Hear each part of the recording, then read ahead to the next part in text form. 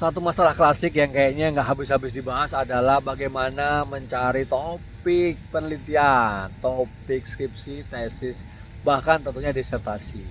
Ingat ya, topik itu lebih tinggi, lebih besar, kemudian ada di situ kemudian judulnya. Nah, saya ingin menyampaikan hal-hal yang mudah, yang sederhana. Yang datang di channel ini pasti ingin cari solusi kan, bagaimana hal-hal yang menyulitkan di buku-buku, textbook itu ya, itu rumit gitu ya, dan kamu datang ke sini. Terima kasih banyak yang sudah subscribe, yang belum silahkan subscribe sekarang ya. Nah, ini ada dua pendekatan yang saya sering sampaikan, lakukan di beberapa video saya, dan kalau saya lagi ngajar di kelas gitu ya. Yang pertama, cari topik yang memang sesuai dengan teori perkembangan literatur terkini ya, state of the art-nya apa, sekarang di situ ada gap-nya ya, sehingga apa yang belum dibahas dalam literatur. Nah, itu satu ya, cara mencari dari aspek teoritisnya lah, kira-kira begitu. Nah, ini biasanya sangat dibutuhkan kelihayan untuk membaca literatur, memahami literatur, dan yang lebih penting lagi adalah akses kepada literatur itu sendiri. Dan sekarang apalagi kalau saya melihat ya, di Indonesia ini, di berbagai kampus yang ada di Indonesia, mungkin akses terhadap literatur, availability-nya, ketersediaan literatur yang bagus, yang berkualitas itu tidak merata. Ya, mungkin banyak yang di Jawa, di Jakarta, Surabaya, ya Medan mungkin gitu ya, yang di pulau lain-lain itu mungkin sudah banyak ya. Untuk Jakarta, Semarang, Malang mungkin begitu ya. Jangan marah yang nggak disebut ya kan. Tetapi mungkin untuk daerah-daerah yang lain mungkin belum seberuntung kawan-kawan kalian semua yang ada di pulau-pulau yang saya sebut tadi. Tapi bukan berarti loh ya, yang di luar Pulau Jawa atau Sumatera tidak punya akses yang bagus juga ya. Nah, yang kedua adalah pendekatan mencari dari aspek ketersediaan data.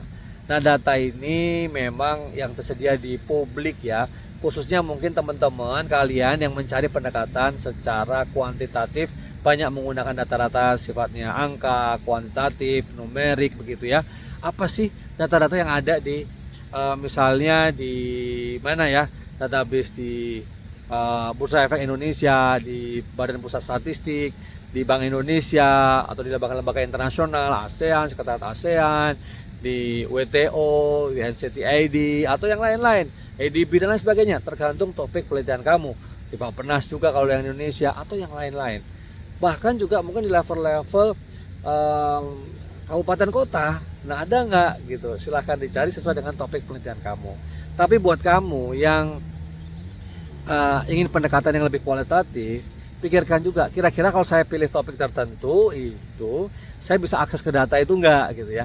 Misalnya mau observasi, mau juga wawancara, mau FGD, kira-kira ahli-ahlinya ada enggak ya, orang-orang yang mau saja saya ajak ngomong, narasumbernya ada apa enggak, bisa saya akses apa enggak. Nah, itu dua hal ya, cara mudah sederhana untuk menentukan topik penelitian kamu, khususnya juga nanti merujuk pada judul, dikaitkan dengan satu literatur ya, state of the art-nya apa, di situ kamu cari permasalahannya apa, kemudian riset question-nya apa. Tapi kemudian yang kedua, dari data yang ada di lapangan yang kamu bisa akses, kemudian kamu mulai pikir-pikir sesuai dengan topik kamu, minat kamu, ini kayaknya bisa diteliti kayak begini nih, bisa dilakukan analisis seperti ini nih, gitu ya.